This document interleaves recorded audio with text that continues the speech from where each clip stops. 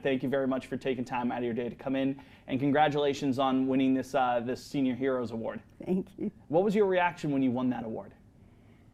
I know so many people in this city, and I knew other winners, so I just felt grateful to be among them. Yeah. Absolutely. Now, and it's an award in regards to your public service. Could Yes. you give us some background behind your public service? What's led to this point? I thought about that because of this meeting. When I was young, I taught in an inner city school in Oakland, California. There were minority students who were bused in, and what I learned was that these kids in the 9th grade couldn't read at a 5th grade level. When I talked to the principal, she told me I was to promote every one of them. They didn't care. And I realized that year was the year Martin Luther King was assassinated. So justice was very much a part of my life at that time, and I thought it wasn't fair what was happening to these kids. They had potential. I could see it. But it made me think of the movie To Sir with Love with Sidney Poitier, when he couldn't really fix it. He could just be a friend to them.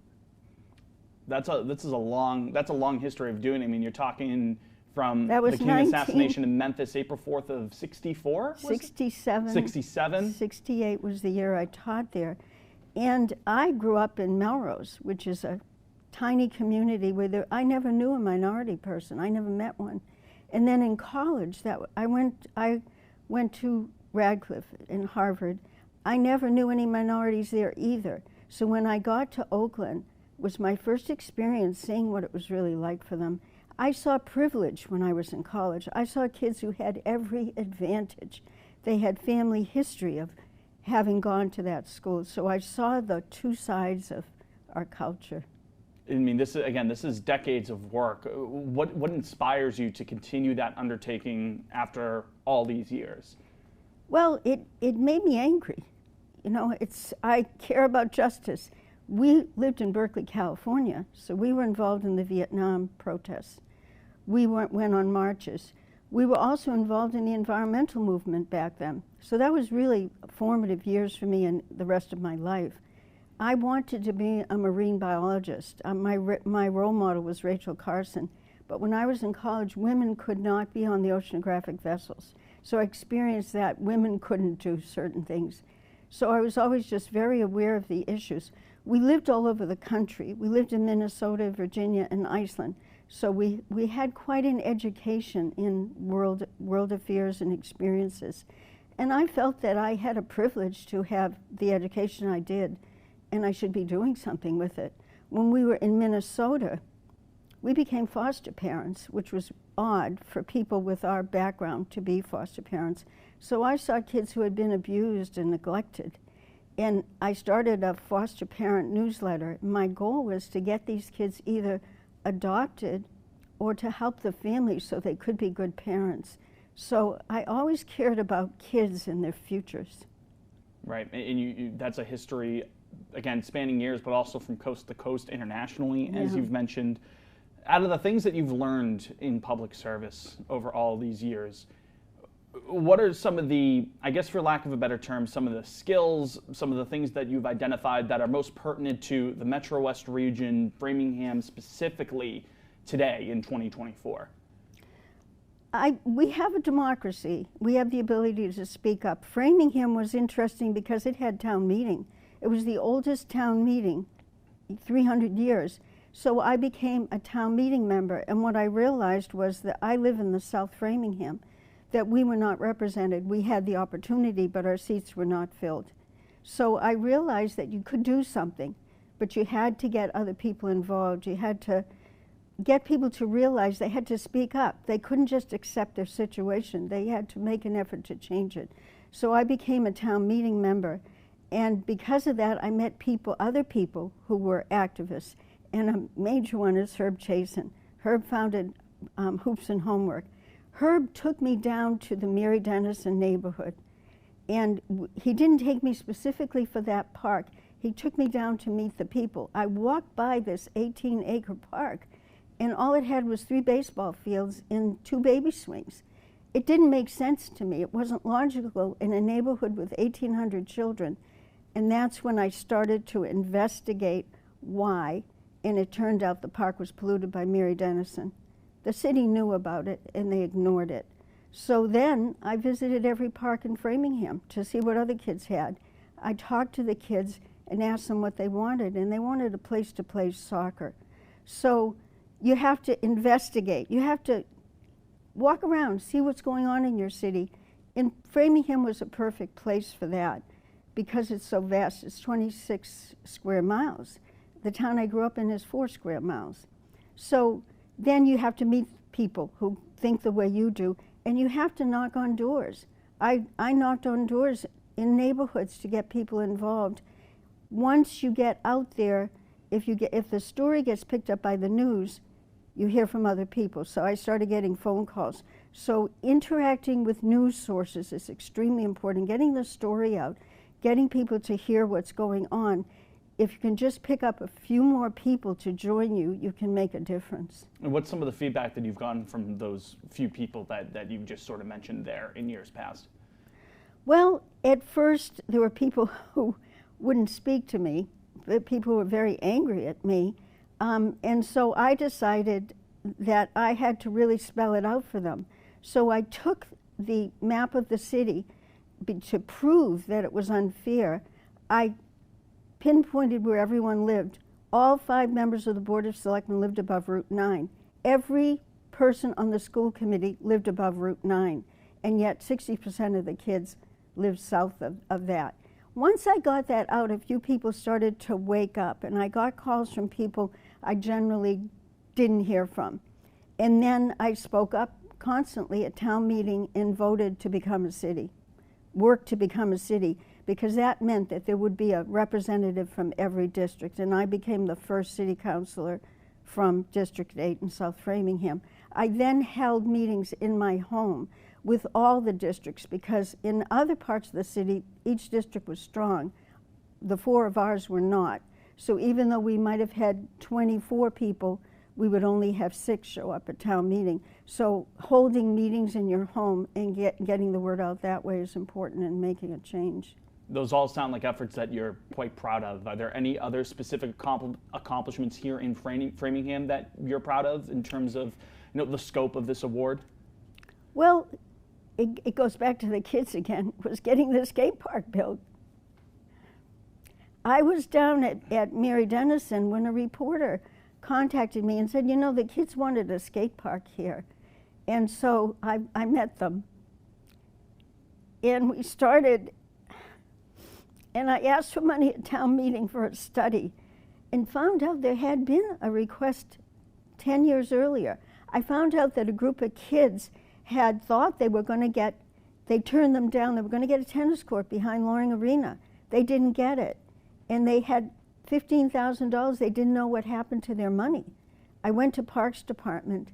They met with me privately, not during a meeting, and told me they gave the money away. What happened to the tennis court? They took the land to put a maintenance building on. That made the news. I got into the Boston Globe on that story. And in the story, one of them said it was all about politics. It was a big mistake. This person then left the committee. So getting into the news was extremely important, but getting the skate park built. And they wanted to do it at Mary Dennison. I said, it'll take years before you clean up that park.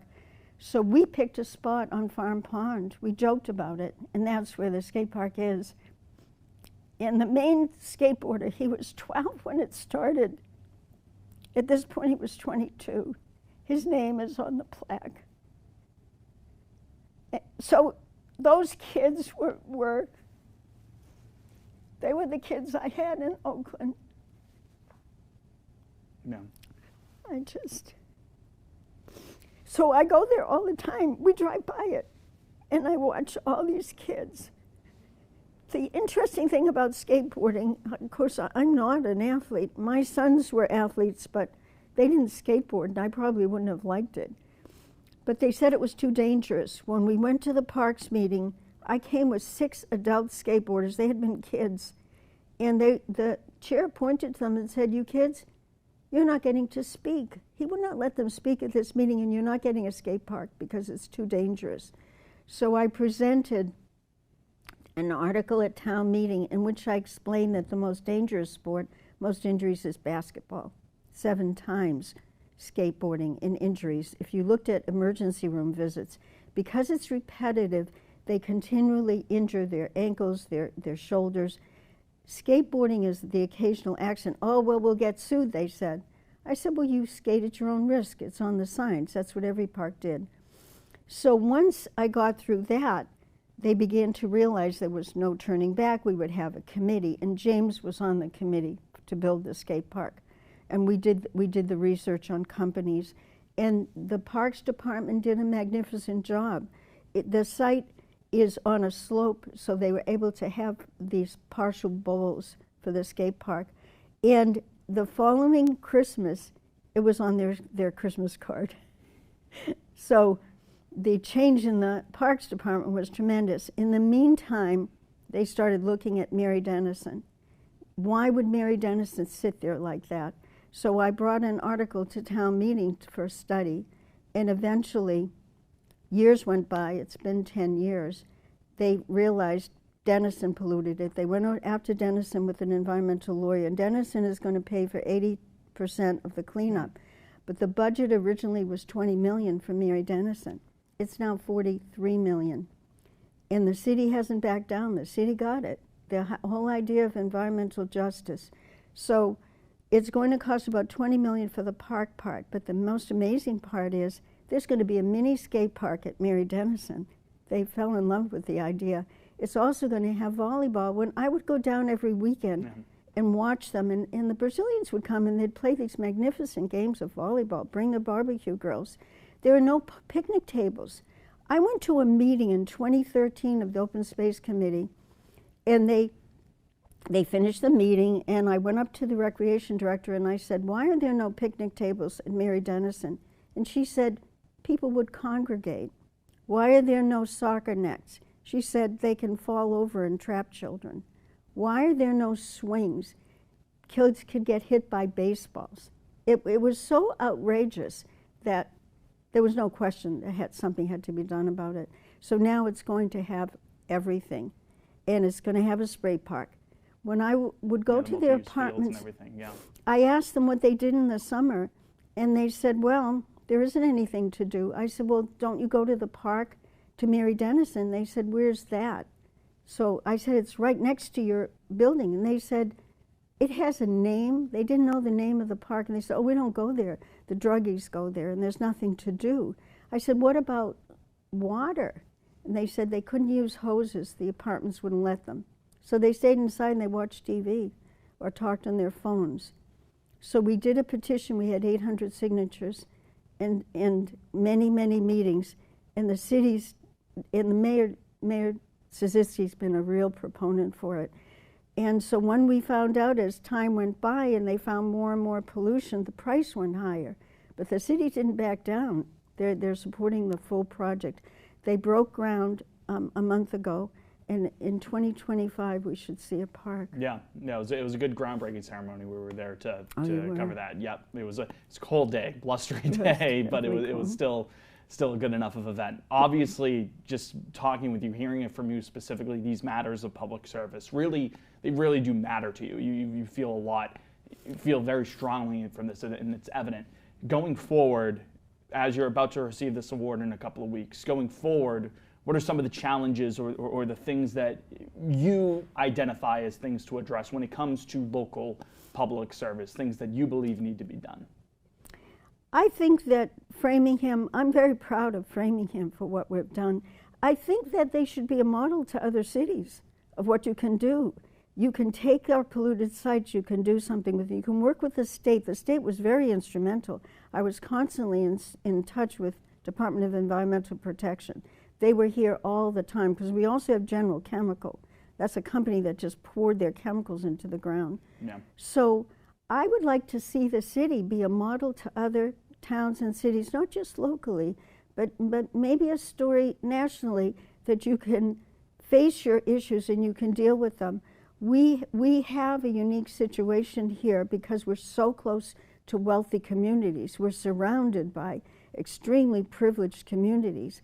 And we have a train, we have public transport. We're dealing with the questions of housing for people and jobs for people. and we have a lot of social service agencies here. So I'd like to see Framingham be a model to other communities. And we can expect you to be in the mix with that, given your past history, can we not? Yeah. I would say that. Anything else you want to add while we still have you here? Well, I think there are also issues in neighborhoods. Another big thing that happened to me, I found out they were going to put a tow yard, 100 cars, 24 hours a day, 7 days a week, across the street from an elementary school, within walking distance. Kids walk by it. So I knocked on doors and talked to neighbors. They didn't know this was going to happen to them. It took us 3 years. I filed a lawsuit in Massachusetts Land Court against our zoning board. And it took 3 years, but we won the suit. We didn't have legal help. They didn't have any money. So I learned how to deal with it and did it. And so you look around and you don't be surprised if things are happening in your neighborhoods that you don't know about. Pay attention, talk to your neighbors, and get in the news. I'm such a proponent doing this today of getting the word out about things. Just look around and you'll see things that need to be fixed. Right. Well, Judith, again, thank you very much for your time. We really appreciate it there. Max on the back there.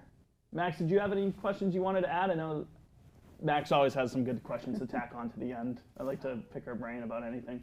Yeah, I mean, I guess the one question I would have is, you don't have to do this work, and but like you say, the justice but how does that? Okay. The amount of work Well, you're doing. Her one question is better than my 6 combined. You know what? And you had actually mentioned this to me, and I thought about it.